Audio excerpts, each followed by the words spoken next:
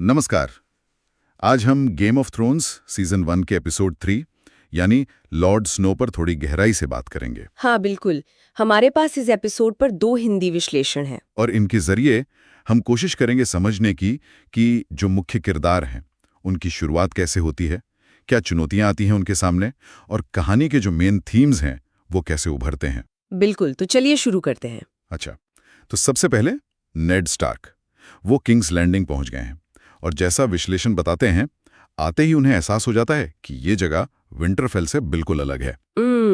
यहाँ राजनीति है, चालें हैं, मतलब सच का उतना मोल नहीं शायद। हाँ बिल्कुल, विश्लेषण यही कहते हैं कि विंटरफेल का जो सीधापन, जो सम्मान का कोड था, वो यहाँ किंग्स लैंडिंग की कपटी राजनीति में शायद कमजोरी जैसा है। सही, ये उनके लिए सत्ता के खेल का पहला कड़वा सबक है ना। बिल्कुल, और यहीं पर लिटिल फिंगर जैसे किरदार सामने आते हैं। विश्लेषण बताते हैं कि ये लोग दिखाते हैं कि सच से ज्यादा जरूरी है कि आप क्या प्रोजेक्ट करते हैं, क्या दिखाते हैं। हाँ, दिखावा और छल कपट ज्यादा मायने रखता है वहाँ। और राजा रॉबर्ट भी वो पुराने योद्धा नहीं रहे, थके हुए लगते हैं।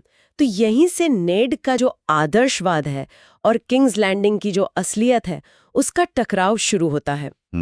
ये टकराव आगे बहुत बढ़ेगा। अच्छा, दूसरी तरफ अगर हम उत्तर में देखें तो जॉन स्नो द वॉल पहुंचते हैं। हाँ, यहाँ एक मतलब दिलचस्प मोड़ है। जॉन को उम्मीद थी कि वहां महान योद्धा होंगे नाइट्स वॉच में, पर विश्लेषण कहते हैं कि उन्हें वहां कौन मिलते हैं? चोर, किसान, अपराधी, मतलब समाज के ठुकराए हुए लोग। ये जॉन के लिए बहुत बड़ा शौक रहा होगा।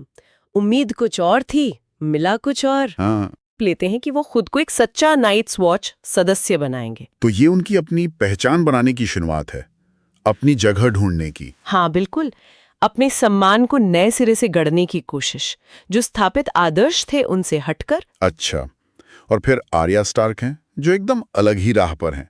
वो पारंपरिक भूमिकाएं नहीं चाहती। तो नेड उनके लिए साइरो फोरेल को रखते हैं, तलवारबाजी सिखाने के लिए, ब्रावोस के मास्टर। और साइरो का वो डायलॉग डर तलवारों से ज्यादा गहरा काटता है, वो विश्लेषणों में सिर्फ एक लाइन नहीं मानी गई है। हाँ, उसे एक तरह का संकेत माना गया है आर्या के भविष्य का। सही कहा, ये सिर्फ तलवार चलाना सीखना नहीं है।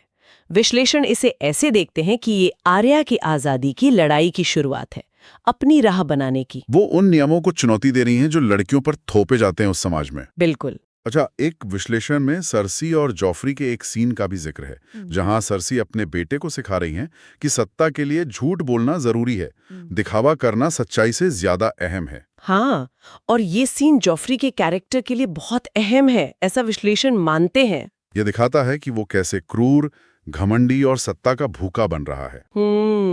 मतलब उसका व्यक्तित्व गढ़ा जा रहा है बाहरी प्रभावों से। बिल्कुल, ये सिर्फ एक माँ बेटे की बातचीत नहीं है, ये भविष्य के एक तानाशाह की, क्या कहते हैं, नींव रखी जा रही है। और आखिर में डेनेरिस टारगैरियन, विश्लेषण साफ दिखाते हैं कि वो पहले वाली डरी हुई खामोश लड़की नहीं रही। नहीं, बिल्कुल नहीं। वो धीरे धीरे खलीसी की भूमिका अपना रही हैं, डोथराकी लोगों के बीच अपनी जगह बना रही हैं। हाँ, अपना प्रभाव बना रही हैं, और यहाँ तक कि अपने भाई विसेरिस, उसको भी चुनौती देने लगी हैं। ये उनके अंदर आत्मविश्वास और शक्ति के आने का सफर है। हाँ बिल्कुल।